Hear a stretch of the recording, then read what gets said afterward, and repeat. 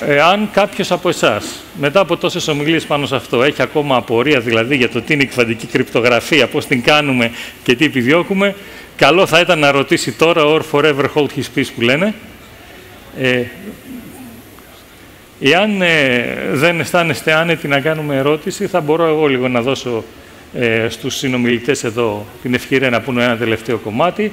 Νομίζω είδαμε όλοι τα βασικά προβλήματα, όπως είναι ότι με την ανάπτυξη των κβαντικών υπολογιστών κερδίζουμε σε αυτό, αλλά παράλληλα τίθεται το τεράστιο πρόβλημα ασφάλειας, το οποίο καλούνται πάλι να λύσουν τα QKD συστήματα. Τα QKD συστήματα δεν είναι αρκετά, διότι επικοινωνούν μόνο μεταξύ συγκεκριμένων κόμβων. Χρειαζόμαστε δίκτυο και το δίκτυο αυτό πρέπει να έχει post-QKD ασφάλεια για να μπορούν και οι υπόλοιποι χρήστες να το χρησιμοποιήσουν ασφαλώς. Θα πρέπει να παρακολουθείτε διαρκώς προκειμένου να βλέπουμε εάν έχει προβλήματα ή αν δέχεται επιθέσεις. Και παράλληλα πρέπει νέα devices να κατασκευαστούν. Πάω με τη σειρά τους ομιλητές, νομίζω κάνω ένα καλό summary, για να μπορούμε να φτάσουμε και στο επίπεδο που δεν θα χρειάζομαι 200.000 ευρώ για μια κρυπτογραφική μηχανή στο σπίτι μου, αλλά θα μπορώ να το κάνω μάλλον φθηνότερα με μια κεντρική κεραία τηλεσκόπιο, να το πω έτσι, σε κάθε πολυκατοικία. Ωραία. Επομένως, αν πούμε ότι αυτός είναι ο σχεδιασμός, θα ήθελα να δώσω έτσι την ευκαιρία. Δεν ξέρω επίσης αν είναι συνδεδεμένοι ακόμα μαζί μας ο κύριος Σιβρίδης και ο κύριος Αγγελάκης.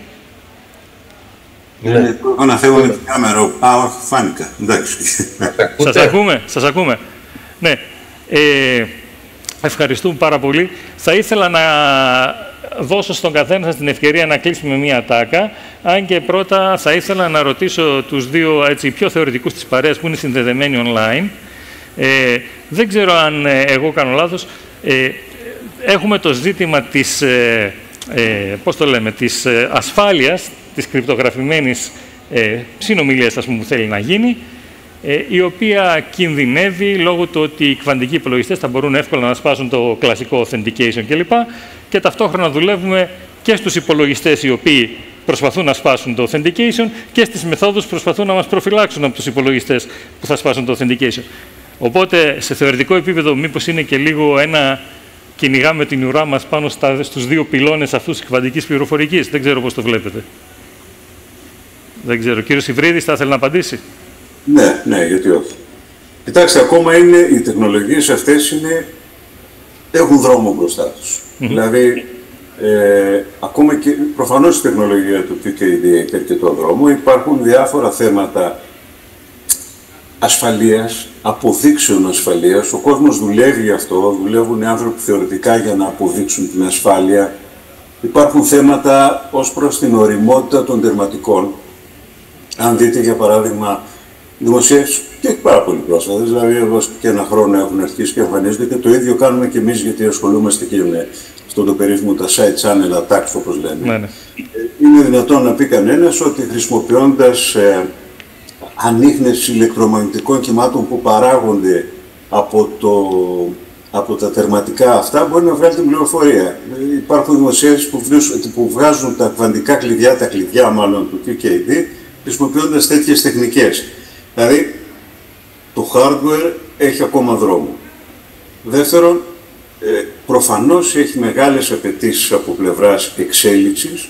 Όπως είπαμε, πολύ ακριβό, είναι bulky, είναι δύσκολο να το διαχειριστεί κανένας. Άρα λοιπόν, ελπίζουμε ότι θα επενδύσουν μεγάλοι παίκτες σε αυτό, για να μπορέσουμε να δούμε τις επόμενες γενιές, οι οποίες πραγματικά θα είναι πολύ κοντύτερες στην εφαρμογή.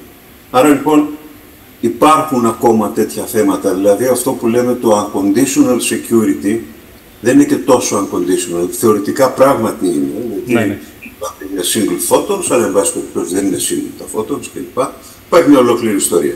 Τώρα από εκεί και πέρα, ακόμα και αν θεωρήσουμε ότι αυτό το πράγμα δουλεύει, όπως είπα και στην κουβέντα προηγουμένως, πρέπει οπωσδήποτε να επεκτείνουμε αυτή τη δραστηριότητα και αυτό το σχήμα και σε χρήστες απομακρυσμένους. Εκεί είναι το μεγάλο στοίχημα και εκεί υπάρχουν διάφορες τεχνικές. Η κυριότερη είναι αυτή του PQC, του Post Quantum Cryptography, το οποίο και authentication θα κάνει, αλλά και encapsulation των κλειδιών για να μπορέσουν να μοιραστούν γύρω-γύρω σε ανεξάρτητους χρήστες. Είναι λοιπόν μια δουλειά η οποία έχει χρόνο, αλλά αν δείτε τα recommendations της Ευρωπαϊκής Ένωσης, των μεγάλων υπηρεσιών ασφαλείας, του ΝΑΤΟ κλπ.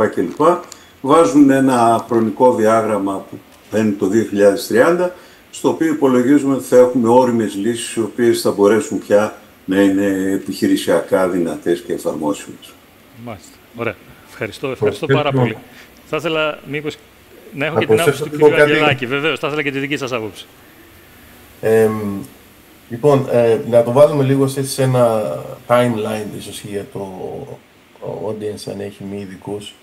Σίγουρα η κρατική κρυπτογραφία γέννησε ουσιαστικά το πεδίο, γιατί από τη στιγμή που κάποιος θα σου σπάσει τα μυστικά σου, έτσι, είτε είσαι κυβέρνηση, είτε είσαι στρατός, θα δείξει ενδιαφέρον. Αλλά για να δώσουμε λίγο το timeline, για να σπάσει ένα κλειδί 4.048 bits ή 248, χρειάζεται 2 νη περίπου, σύμφωνα με τον αλγόριθμο του SOR, error corrected fault tolerant qubits. Δηλαδή χρειάζεται 4.000-5.000 καλά qubits. Αυτή τη στιγμή έχουμε πολύ λιγότερα καλά qubits error corrected. Έτσι. Μιλάμε για εκατοντάδες εκατομμύρια physical qubits, ιόντα, άτομα κτλ. Το οποίο αυτή τη στιγμή είναι πολύ μακριά. Μπορεί να πάρει 3, 5, 10, 20 χρόνια. Δεν ξέρουμε ακόμα. Οπότε είναι σημαντικό να βάλουμε λίγο το κομμάτι του πότε θα σπάσουμε, ας πούμε, την κλασική κρυπτογραφία σε ένα σωστό χρονικό περιθώριο. Δεν σημαίνει ότι δεν πρέπει να δράσουμε τώρα, είναι πολύ σημαντικό αυτό. Πρέπει να δράσουμε τώρα, γιατί ήδη μπορεί να θεωρήσει κανείς ότι κάποιοι κακοί πράκτορες, ας πούμε, μαζεύουν data που θα αποκρυπτογραφήσουν αργότερα όταν φτάσει ο εκβατικός σε αυτά τα όρια, έτσι. Αλλά λίγο να το βάλουμε στο σωστό περιθώριο. Τώρα, όσον αφορά συγκεκριμένα το πεδίο πάλι κρυπτογραφίας, το PQC είναι σημαντικό κομμάτι, το αλγοριθμικό. Ήδη υπάρχουν προσπάθειες καθιέρωσης αλγορίθμων από τον NIST. Υπάρχουν προτάσεις, υπάρχουν κάποιες συγκεκριμένες proposals. Είναι και αυτό κάτι το οποίο είναι σημαντικό, γιατί χρησιμοποιεί λιγότερο απαιτητικό hardware. Όχι ότι το QKD είναι obsolete και δεν πρέπει να συνεχίσει, αλλά πρέπει και τα δύο να παρακολουθούν ίσως εξίσου και να υποστηριχθούν. Και θα κλείσω με το κομμάτι των εφαρμογών που αναφέραμε και λίγο πριν, του optimization και του machine learning. Το κομμάτι αυτό, ειδικά με hardware το οποίο ίσως να είναι near term, είναι κάτι το οποίο εξελίσσεται και βλέπουμε ήδη κάποιες μικρές εφαρμογές και στη χημεία και στο finance, που ίσως να δώσουν αυτό που λέμε quantum advantage λίγο πιο νωρίς από ότι το σπάσιμο, ας πούμε, της κρυπτογραφίας. Είναι κάπως πιο όριμες, δηλαδή, είναι κάπως πιο όριμο σαν τεχνική. Πολύ συγκεκριμένα βέβαια niche use cases. Στο quadratic optimization που έχει κάποιες εφαρμογές στο logistics, πολύ niche εφαρμογές. Δεν έχουμε ακόμα οριζόντιες εφαρμογές, αλλά υπάρχουν εξελίξεις οι οποίες αξίζει κανείς να παρακολουθήσει. Ωραία. Ευχαριστώ πάρα πολύ. Θα ήθελα να κλείσω μια τελευταία κουβέντα και από τον καθένα, αλλά θα ξεκινήσω λίγο ανάποδα και θα τελειώσω με τον κύριο Παπασταματίου, γιατί θα θέλω να μας πει λίγα παραπάνω στο τέλος για το Ελλάς QCI. Οπότε, με τον κύριο Γιαννούλη πρώτα να έλεγα, θα ήθελα να μας πεις έτσι τώρα, σαν μια νέα επιχείρηση που έρχεται στο κλάδο, στο κομμάτι των devices αυτό λοιπόν, ή αν έχεις μια γενικότερη αντίληψη του πώς κινούνται τα πράγματα στη χώρα μας τα επόμενα χρόνια. Ωραία. Όπως ανέφερα και προηγουμένως, είναι πρόκληση το κομμάτι του hardware. Είναι και η δύσκολη πίστα στο να υποσχεθεί και να μπει κάποιος να πει ότι θα αναπτύξω hardware το οποίο μπορεί να είναι ανταγωνιστικό και να είναι high TRL, να είναι αποτελεσματικό δηλαδή στη λειτουργία του όταν μπει σε πραγματικές συνθήκες λειτουργίας. Νομίζω, και ξαναγυρνάω λίγο στο πρώτο slide, οι δύο πυλώνες, ότι το κομμάτι του background και του legacy που έχουμε στα φωτονικά συστήματα, και επειδή αυτή τη στιγμή όλα τα συστήματα του QKD που υπάρχουν deployed στο EuroQCI είναι συστήματα τα οποία βασίζονται σε εξασθενημένα laser με coherent states, άρα ουσιαστικά είναι φωτονικές υλοποιήσεις οι οποίες φτάνουν, όπως ανέφερε ο κύριος Ιβρίδης, στο όριο του μοναδικού φωτονίου. Κομπόνες, εξαρτήματα τα οποία μπορούν να εμφανιστούν στη συνέχεια και για το χειρισμό Quantum Light, όπως είναι τα Entangled Photon Pair Sources, θεωρώ ότι θα μπορούν να αναπτυχθούν και να κουμπώσουν μαζί με τερματικά, όπως είναι για παράδειγμα τα οπτικά τηλεσκόπια. Στην περίπτωση αυτή, και είναι κάτι το οποίο θέλω να το αναδείξω και το βλέπω και από την πλευρά που το προσεγγίζουμε, το να αναπτύξουμε hardware για end-to-end του σύστημα στην Ελλάδα έχουμε αργήσει. Αποκλείεται, και αυτό εκτιμώ, ότι θα εμφανιστεί στην Ελλάδα ένας QKD vendor στα επόμενα χρόνια για να πει ότι θα κάνουν ανταγωνιστικά συστήματα τα οποία θα μπορούν να είναι πιο αποτελεσματικά από τους υπόλοιπους. Σίγουρα το expertise που υπάρχει μπορεί, εάν και εφόσον χρειαστεί, να υποστηρίξει κάποια πρωτότυπα για χρήσεις οι οποίες να δείχνουν μια κατασκευή η οποία χρειάζεται για να είναι κατασκευασμένη σε επίπεδο χώρα, σε συνεργασία με τους φορείς. Το σημείο που βλέπω να έχει ένα potential για τη χώρα είναι πώς μπορούμε να βρούμε εξαρτήματα και devices τα οποία να χειρίζονται φωτονικά qubits για πρωτόκολλα κβαντικών επικοινωνιών, τα οποία θα γίνονται attached σε QKD συστήματα τα οποία δεν μπορούν να είναι interconnected με fiber. Γι' αυτό βάζω το κομμάτι των free space terminals, που εκεί αναγκαστικά θα πρέπει να κάνεις τον χειρισμό των qubits πίσω από το τηλεσκόπιο. Ναι. Αυτό σημαίνει ότι πρέπει να φτιάξεις κάποια devices, κάποιο hardware, το οποίο θα το κάνεις attach πίσω από το τηλεσκόπιο. Και εκεί είναι μια πραγματικά ενδιαφέρουσα συνεργασία μεταξύ των αστρονόμων. Και είναι ακριβώς το πεδίο που ανέφερες, ότι όταν θέλουμε να έχουμε πρακτικά κάτι σαν κεραία, να το πω έτσι εγώ πιο απλοϊκά, ο καθένας στο σπίτι του κατά κάποιο τρόπο, θα χρειαστεί μια τέτοια λύση. Ακριβώς. Οπότε τα κβαντικά τερματικά θα είναι πιο κοντά στο να είναι free space κβαντικά τερματικά και υπάρχει μεγαλύτερος χώρος και για innovation, το οποίο ακόμα είναι πιο ανώριμο σε σχέση με τα high TRL fiber QKD. Ωραία, ευχαριστώ πολύ. Θα ήθελα να περάσουμε στον κύριο Καρδίκη να μας πει, γιατί η Space Ελλάς, όπως είπατε, δεν δουλεύει μόνο σε αυτά, αλλά και σε μεγαλύτερα πράγματα. Θα ήθελα να μας πείτε ένα-δύο εφαρμογές που σχετίζονται εδώ, οι οποίες αναπτύσσονται επίσης και πιστεύετε ότι θα σας απασχολήσουν ιδιαίτερα τα επόμενα χρόνια. Η δική μου ομάδα, τουλάχιστον στη Space Ελλάς, αναπτύσσει το μεγαλύτερο μέρος των δραστηριοτήτων μας είναι πάνω στο πεδίο της κυβερνοασφάλειας και της κυβερνοάμυνας. Οπότε εμείς εκεί θα βλέπαμε το κομμάτι των κβαντικών επικοινωνιών σαν κομμάτι αυτού του puzzle. Για παράδειγμα, αναπτύσσουμε συστήματα για αυτό που λέμε integrated situational picture. Μέσα από ένα ενοποιημένο περιβάλλον να μπορεί κανένας να έχει μια πλήρη εικόνα της κατάστασης της ασφάλειας της υποδομής του. Συνδυάζοντας και εξωτερικές πηγές ανοιχτών πληροφοριών, για παράδειγμα, posts από τα social δίκτυα, αλλά και εσωτερικές πηγές, και με τη βοήθεια AI να μπορεί αυτή η πληροφορία να συνδυάζεται σε τρόπο που να είναι εύπεπτος και άμεσα αντιληπτός από τον χειριστή. Ναι. Εντάξει. Οπότε εκεί θα βλέπαμε μια πολύ σημαντική συνεισφορά των κβαντικών τεχνολογιών, για την οποία βέβαια, να πω και αυτό έτσι σαν statement τελευταίο, για μας το μεγάλο στοίχημα είναι να υπάρξει ενδιαφέρον από τον ιδιωτικό τομέα, σαν πελάτες. Αυτή τη στιγμή, για να είμαστε ρεαλιστές, εμείς έχουμε πολύ μεγάλους πελάτες στην Ελλάδα και στο εξωτερικό, κυρίως στην Ελλάδα. Θα έλεγα ότι το 95%, να μην πω πολύ παραπάνω, του πελατολογίου μας δεν έχει τις κβαντικές τεχνολογίες στο wish list για τα επόμενα 5 χρόνια. Οπότε, πέρα από τους κυβερνητικούς φορείς που σίγουρα ενδιαφέρονται και μπορεί αυτό να είναι και αποτέλεσμα και κάποιες ευρωπαϊκής οδηγίας, περιμένουμε να δούμε το ενδιαφέρον από τον ιδιωτικό τομέα για να μπορούμε να εξετάσουμε και τη βιωσιμότητα των λύσεων. Ακριβώς. Είναι λοιπόν να ερχόμαστε σε αυτή τη φάση. Ευχαριστούμε. Κύριε Τσάντζο, ομοίως για τη δική σας εταιρεία, για την Qubitec, δώσατε και ιδιαίτερη βαρύτητα στη δουλειά που κάνετε και στο post-quantum security, που όπως ανέφεραν και άλλοι συνομιλητές, είναι και ένα βασικό κομμάτι, ας πούμε, για να μπορέσει αυτό το πράγμα να περάσει πια σε ευρεία χρήση, έτσι, όλοι να απολαύσουν την ασφάλεια, την, ας το πούμε, Ionian Conditional Security. Έχετε και άλλες εφαρμογές πάνω στις οποίες πρόκειται να δουλέψετε τα επόμενα χρόνια, δίνετε μεγαλύτερη βαρύτητα στην συνεργασία με το Ελλάς QCI. Πώς το βλέπετε εσείς, ή πιο πολύ προς το commercialization, ας πούμε?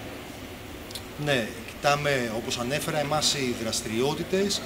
Έτσι, το πρώτο κομμάτι έχει να κάνει γύρω από την κβαντική υπολογιστική και ιδιαίτερα του πώς να αναπτύξουμε, έτσι, αυτό που ανέφερα πριν, σαν μια ειδικού τύπου μηχανή, το Quantum Photonic Simulator, αλλά με άμεση, ας πούμε, έτσι, το οποίο θέλουμε να το εφαρμόσουμε σε πραγματικά βιομηχανικά προβλήματα, καθότι το optimization, ας πούμε, φαίνεται να αναδεικνύεται, όπως είπε και ο κύριος Αγγελάκης, έτσι, το πιο near-term solution σε σχέση ίσως με την ανάπτυξη. Και αυτό που ενδιαφέρει περισσότερο, και αυτό που ενδιαφέρει περισσότερο, ναι. καθότι έτσι, στο τέλος της μέρας υπάρχουν ένα σωρό πολύπλοκα συνδυαστικά προβλήματα, τα οποία καλό θα ήταν να μπορούμε να τα λύσουμε.